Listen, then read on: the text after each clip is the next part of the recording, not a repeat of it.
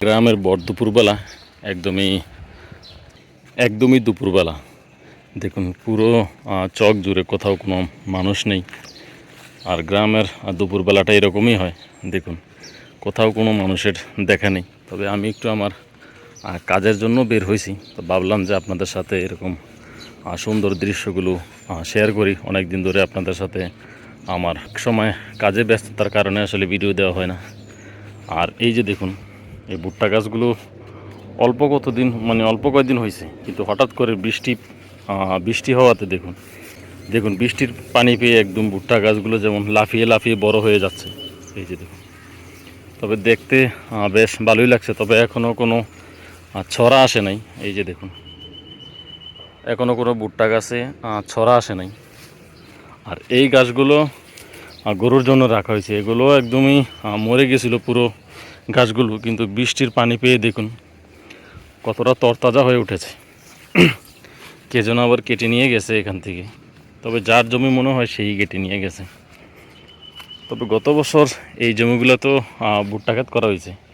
এবার এই জমিগুলোতে সব দইঞ্চা ক্ষেত করা হয়েছে। এই যে এই পাশে দেখুন সব দইঞ্চা ক্ষেত করা হয়েছে। আসলে ভুট্টা খেতে অনেকটা খরচ এবং অনেকটা পরিশ্রম, তবে সবাই করতে চায় না। তাই এবার এই জমিটাতে দইঞ্চা করছে। আর ওই যে দেখুন পিছনে ওই জায়গাটা একদমই খালি, মানে গরুর জন্য ঘাস করেছে, যেহেতু যার জমি উনি গরু পালে। আর এখানে দেখুন এই যে একটা ভুট্টা ক্ষেত।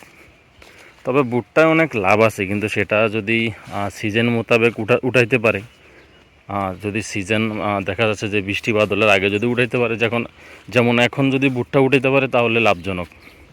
এখন প্রায় 1000-1200 টাকা কেজি। আর কিন্তু কয়েক মাস বা 15-20 দিন পরে যখন উঠাইবে তখন আসলে ওইরকম দাম পাওয়া যায় না। বৃষ্টি আসলে ভুট্টার কালার নষ্ট হয়ে যায়। তবে বেশ ভালোই লাগছে এরকম দুপুরবেলা। আর কোনো মানুষ নেই, শুধু আমি একলা। আর দইঞ্চাকাতে দেখুন দক্ষিণা বাতাস বইতেছে। তবে দেখতে বেশ দারুণ লাগছে। তবে এই দইঞ্চাগুলো করা হয়েছে লাকড়ির জন্য। গ্রামে যেই লাকড়ি দিয়ে রান্না করা হয় সেই লাকড়ির জন্য দইঞ্চাকাত করা হয়েছে।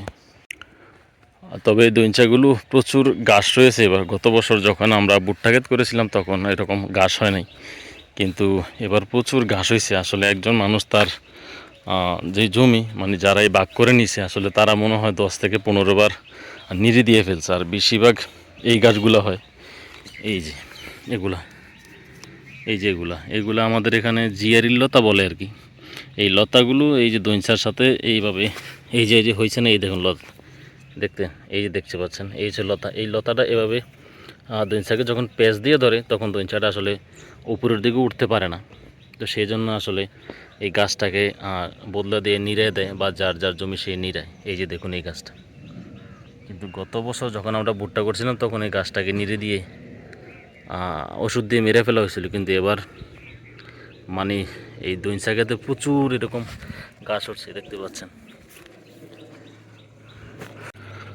আর ওই যে ওইটা হচ্ছে আমাদের গ্রামের সবচেয়ে বড় কবরস্থান। তো এবার কবরস্থানের কাজও মোটামুটি করা হয়েছে, যেহেতু আমাদের কবরস্থানটা অনেকটা উঁচু নিচা, এবং নিচে যেই জমিটা ছিল ওটা মাটি কেটে সমান করা হয়েছে। আসলে এটা করা উচিত ছিল, কারণ মৃত্যুর পর সবারই ওইখানে যেতে হবে। আসলে যেই ঘরবাড়ি নিয়ে আমরা দুনিয়াতে ব্যস্ত, সেই ঘরবাড়ি আমাদের সঙ্গে যাবে না, যেখানে আমাদের পরকালের বছরকে বছর আজীবন থাকতে হবে সেখানে, সেটাকে আগে সুন্দর করতে হবে। তবে ওই যে দেখুন, আর ওই যে বিকু মেশিনটা ওখানে রাখছে, এটা দিয়েই কাজ করা হয়েছে এখানে। তবে এখানে আরও বালু ফালানো হবে, আরও সুন্দরভাবে কাজ করা হবে, চারিদিক দিয়ে ওয়াল দিয়ে, তারপর একদমই উপরের থেকে নিচ পর্যন্ত লেভেল করা হবে। তবে গ্রামের সবাই মিলেই এই কাজটা করতেছে, হাত বাড়িয়ে দিয়েছে, টাকা থেকে শুরু করে সবাই তো টাকা দিছি, তার পাশাপাশি মানুষ সময়ও দিতেছে, এবং কাজও এই কবরস্থানে কাজের সময় দিতেছে। এবং যে যেভাবে পারতেছে, কেউ টাকা না দিলেও তার সেই নিজে এসে কাজ করতেছে। তবে ভালোই লাগছে আসলে গ্রামের এরকম মেঠো পথ দিয়ে হাঁটতে। দেখুন এক পাশে ভুট্টা ক্ষেত, আরেক পাশে ঘাস ক্ষেত এবং দুই ক্ষেতের মাঝখান দিয়ে আমি হাঁটতেছি। তবে ভুট্টা গাছগুলো আরও বড় হলে অনেক ভালো লাগবে, যখন ভুট্টা থাকবে আর তখন অনেকটা ভালো লাগবে, দেখতেও সুন্দর লাগবে এবং এই জায়গাটা অনেকটা ফাঁকা হবে, হাঁটতেও অনেকটা সুবিধা হবে। দেখুন উপর থেকে বেশ দারুণ লাগছে দেখতে, একদমই সবুজের সমারোহ। দুইটা বেলা আছে নিরাইতে রে।